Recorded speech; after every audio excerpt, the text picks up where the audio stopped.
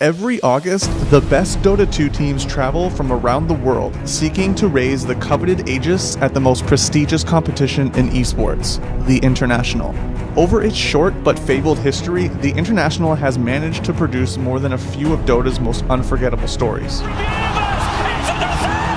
Kings of the North, Silent of Fall! Are you kidding me? Evil geniuses! I cannot believe it! But before more heroes and legends are added to the competition's lore this summer, let's look back and relive the most iconic moments in the International's history.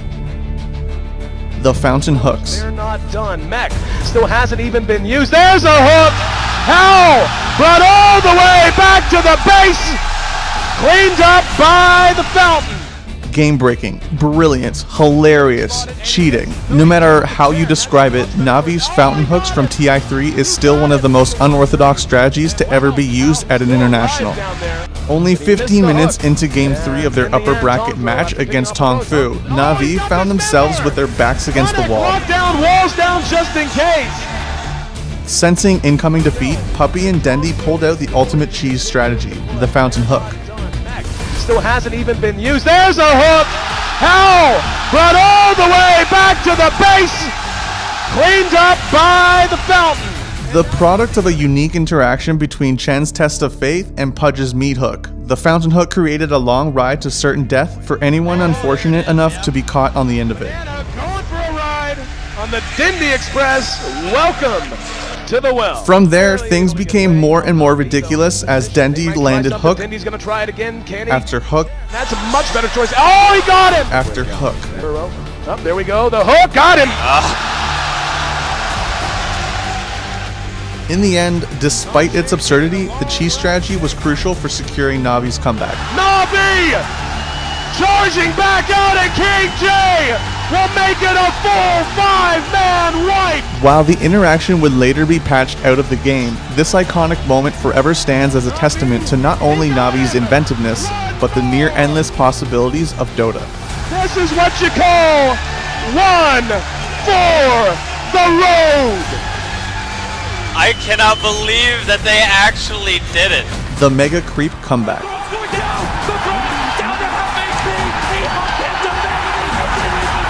That game was out of control. That's a game that just makes you love Dota 2. In the 6-year history of the International, no team had ever successfully overcome Mega Creeps to take the win. That is, until August 10th, 2016, when EG met eHome in an absolute slugfest of a match.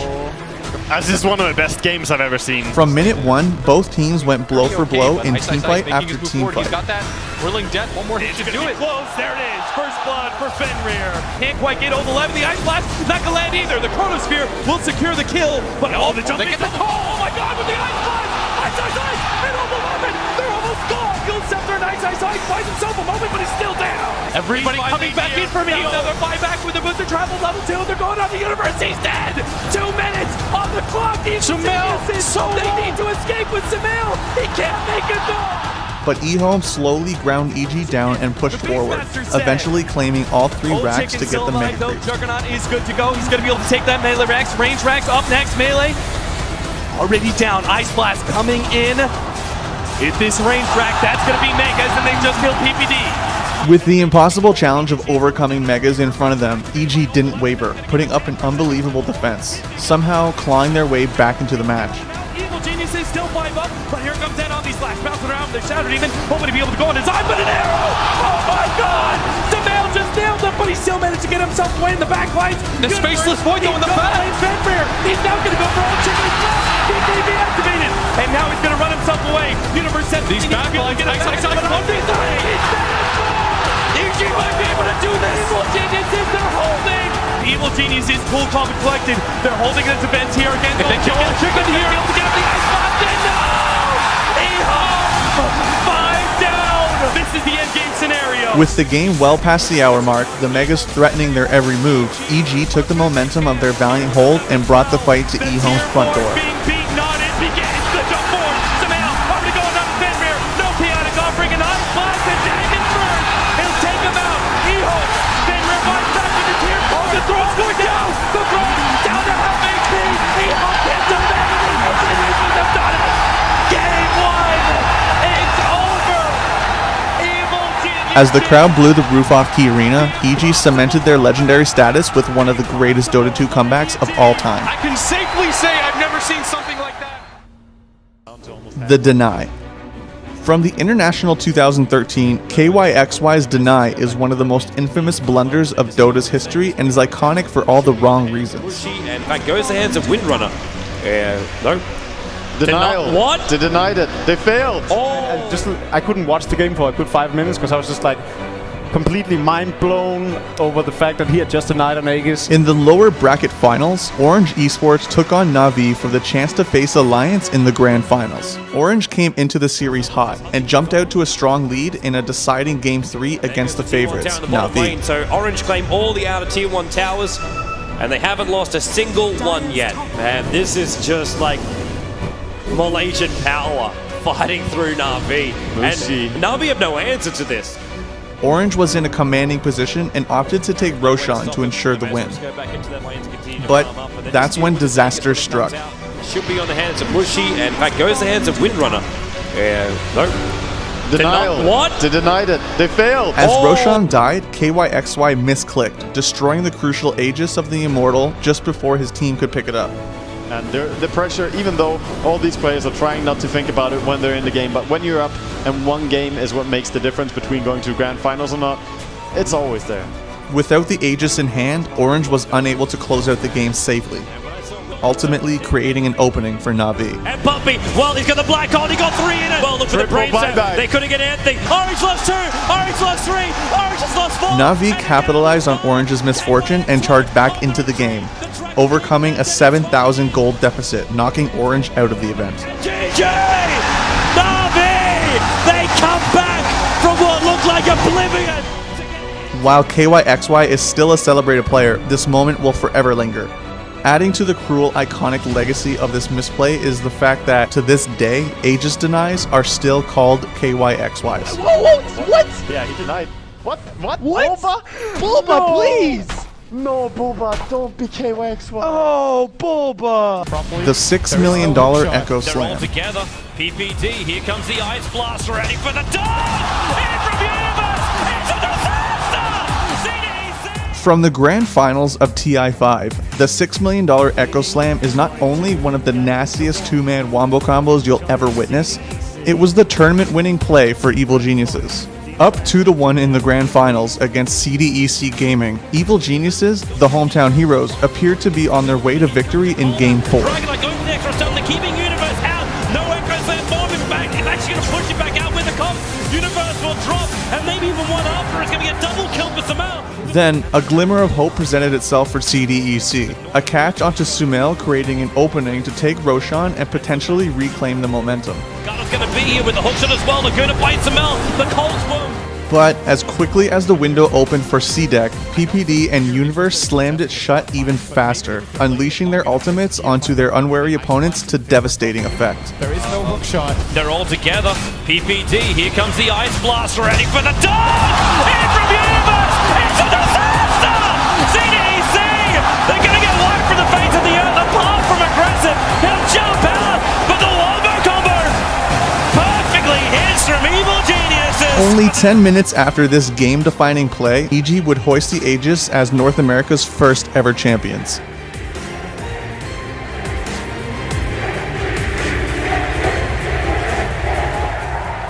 S4's $1 Million Dream Coils. From the epic grand finals of TI3, S4's $1 Million Dream Coils are quite possibly the most clutch plays in Dota 2 history. TI3's grand finals was the culmination of one of the game's best rivalries, Alliance versus Na'Vi, the El Clasico of Dota. Here we go! With the title on the line in a deciding Game 5, both teams were digging deep. Alliance started slow out of the gate, giving Na'Vi early control. S4 dies again. The relocate goes back out. Lona says, where's my bus home? Where's the bus? Because Dendi is dropping big Mel strikes. And Na'Vi are pulling away with this game. Bulldog caught. Bulldog will fall. Triple kill for Dendi. That's when Alliance started to do what they do best, split push. If he gets this, they might not be able to stop him. S4, TP back in here, and he bashes. There's a stun on Dendi. Dendi's dropping low. S4 picks up the Aegis. Alliance is still in game 5. Na'Vi grouped up mid, attempting to force Alliance to defend. When it became clear their strategy wasn't working, Na'Vi tried to bail out. But S4 had something to say about that. Many as possible. He'll cancel 3. My God, Funnick's gonna try to TP, but he's gonna defend against everybody. With Na'Vi stalled in their recalls, Alliance took down 2 lanes of Rax, completely outmaneuvering their rival. He's gonna get back out, but the Rax in huge trouble. They will defend. Alliance outmaneuvering Na'Vi and almost taken. Rax, load up. That's 2. That's Kuroki. He's dead. Kuroki's down. Aloda, Alliance, the kings of the north. Lane, Admiral Bull, the Hexes of Funnick. Funnick's gonna go down as well. Oh my God, Alliance. They're doing it. The Alliance is doing it. As the game was coming down to the wire, S4 once again came up absolutely massive. Just so Dendy's TP as well. They are in huge trouble. Funnick's caught. Now if they go for the throne, it could be game. Funnick's down. Alliance are doing it. They need a little more of those to fall. Throne in jeopardy. There's a glitch. It could be their last stand. Dendy's back. He's going to try to focus everybody, but there's so much stuff hitting on the throne. There's no more glyph available. Down to about half HP, a quarter HP. Alliance surrounding from all sides. BKB, they won the round. While there is plenty of debate as to which of the 2 moments is the true $1 million coil, there's no doubt that both are spectacular. The plays catapulted S4 into the Dota pantheon and helped Alliance secure the Aegis in one of the most epic finishes to any international. Dramatic, sensational, and undeniably clutch, S4's $1 million dream coils are the definition of an iconic Dota moment. Bulba and Clockwork. Throne's low. Throne's almost dead. Not yet. Sideline of fall. Liquid are doing it. They're gonna take it. LGD China are going home. Oh my God. And Bulba is on his feet. Sometimes one man can make all the difference in the world, and during the International 2013, that man was Bulba, who helped carry Team Liquid to one of the most dramatic upsets of all time. When Liquid met LGD Gaming China in the lower bracket of TI3, everyone predicted that North America would once again fall short against a Chinese powerhouse. If you play a standard game against LG China, I'm not sure whether they'll take it from them. However, in a now legendary game, Bulba on Clockwork went to work, picking LGD apart across the map and landing crucial hooks to give Liquid a chance. Caught him out.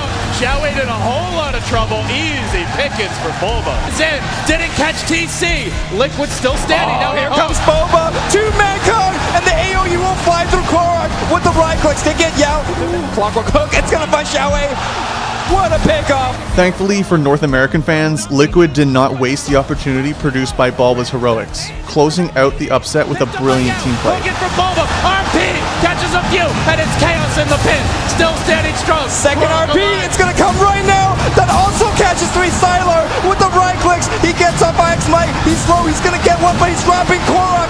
Wins the man fight. Yao comes back in, hooks back in by Boba. They win the team fight. With LD's famous call resonating throughout the building, North America emerged the victors. Not yet. Sideline of fall. Liquid are doing it. They're gonna take it. LGD China are going home. Oh my God. And Bulba is on his feet. Can you feel it? I can feel it. The match remains iconic for not only Bulba's ridiculously heroic individual performance, There's no doubt about it. He was the MVP of the match. but the significance of the win in the landscape of NA Dota. The play. What can you say about the play that hasn't been said already?